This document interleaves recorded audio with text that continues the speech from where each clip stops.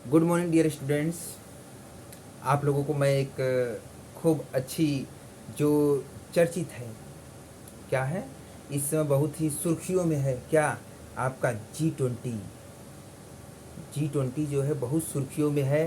भारत में 9 और 10 सितंबर को 9-10 सितंबर 2023 को होने वाला बहुत बड़ा सम्मेलन समिट होने वाला है, जिसमें आप लोग यह पाएंगे उसमें 19 बड़े बड़े देश के राष्ट्राध्यक्ष आ रहे हैं और एक इंडियन संघ के आपकी अध्यक्ष आ रहे हैं।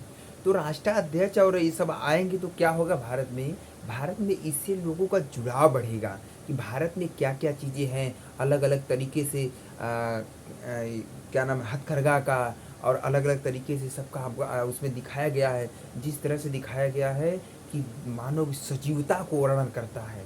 सजीवता को वर्णन करने से हमारा यह फ़ायदा होगा कि भारत के लोग यह समझ पाएंगे कि किस तरह भारतीय लोग होते हैं, क्या इनकी कल्चर है, क्या ये डेमोन्स्ट्रेशन है, क्या इनके पास इनोवेशन है, और साथ ही साथ इन लोग क्या डिजिटलाइजेशन करते हैं। डिजिटलाइजेशन में इन लोग कितनी बड़ी हस्तियों का उसमें एक डिजिटलाइजेशन में एक डिजिटल मार्केट की तरह बनाया गया है। यूपीआई ने एक ऐसा सिस्टम बनाया है कि उसमें आप क्यूआर कोड स्कैन करिए, पेमेंट पे करिए, उसके बाद आपको सामान मिल जाएगा। मतलब यूपीआई ऐसा एक अपना भारत का है कि जो क्या करता है, बिना पैसा लिए हम लोगों को क्या करता है, सुविधा प्रदान करता है। यूपीआई के माध्यम से अब भारत में छोटे से छोटे गरीब लोग भी देख रहे हैं आप लोग किस तरह से वो काम कर रहे हैं। वो अपना क्या करते हैं, सब्जी बेचने वाले और जूते बनाने वाले। मैं तो राजस्थान गया था, एक जूता सिलने वाला, चप्पल सिलने वाला भी यूपीआई रखा था। तब मुझे ताज्जुब हुआ, क्या रे डिजिटलाइजेशन। इंडिया अब डिजिटल इंडिया की तरफ बढ़ रहा है। डिजिटल इंडिया होने से भारत में इनोवेशन, नई नई तकनीक जिससे लोग सीख पाएंगे। हमारे भारत में लिटरेसी रेट बढ़ रही है। हम लोग आज के दिन 8 सितंबर 2023 को world literacy day international literacy day अर्थात अंतर्राष्ट्रीय साक्षरता दिवस के रूप में हम लोग आज सेलिब्रेट कर रहे हैं। तो आप लोगों से मैं दोस्तों बता दूं कि G20 कल और परसों 2 दिन 48 घंटे बहुत ज़बरदस्त मीटिंग होने वाली है। सभी राष्ट्राध्यक्ष मिलकर बात विचार करेंगे।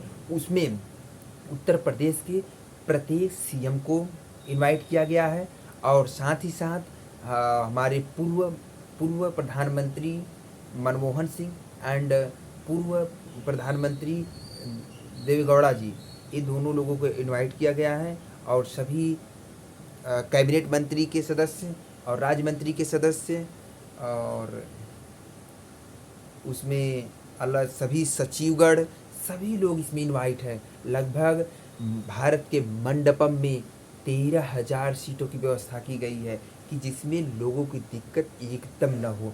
और वहाँ पर व्यवस्था सुरक्षा इतनी चौकन्ना कर दिया गया है कि आप वहाँ पर कुछ भी चू नहीं कर सकते।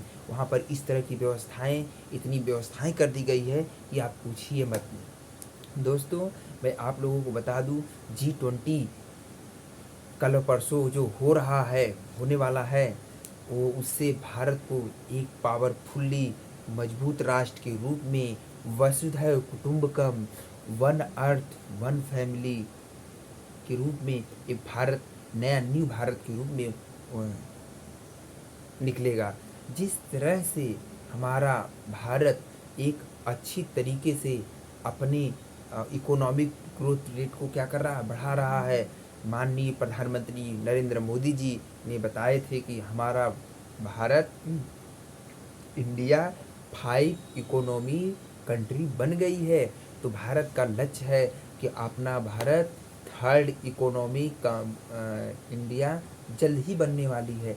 तो भारत इस तरह से अपना ग्रोथ रेट बढ़ा रही है और लोगों को आने से यहाँ पर जुड़ा होगा। हमारे ब्रिटेन के प्रधानमंत्री ऋषि सुनक जी उसके बाद अमेरिका, यूएसए के राष्ट्रपति, यूएसए के राष्ट्राध्यक्ष हमारे जो बाइडेन जी, और अलग अलग जैसे बांग्लादेश के अतिथि के रूप में बना बुलाई गई, बांग्लादेश के शेख हसीना जी। सब अलग अलग देश के राष्ट्र के अतिथि के रूप में, राष्ट्र G20 के सदस्य के रूप में लोग आए हैं। अपना सभी सदस्यगण आकर भारत की इनोवेशन और इकोनॉमी और वोकेशनल सभी बातों पर विचार होगा कि किस तरह हम लोग आगे बढ़ें, कैसे आगे बढ़ा जा सकता है, आगे किस तरह किया जा सकता है। और यूएई के आएंगे, और सऊदी अरब के आएंगे, और आपके जापान के आएंगे, और अर्जेंटीना के आएंगे, और इंडोनेशिया के आएंगे, आपका ईरान के आएंगे। अलग अलग सभी राज्यों सभी कंट्री से हमारे भारत में G20 के सम्मेलन में अलग अलग कंट्री के राष्ट्राध्यक्ष आ रहे हैं, और पूरे भारत के स्टेट के सीएम चीफ मिनिस्टर आ रहे हैं। लोगों को पता चलेगा किस तरह हमारा भारत अग्रसर हो रहा है, विकास की तरफ आगे बढ़ रहा है।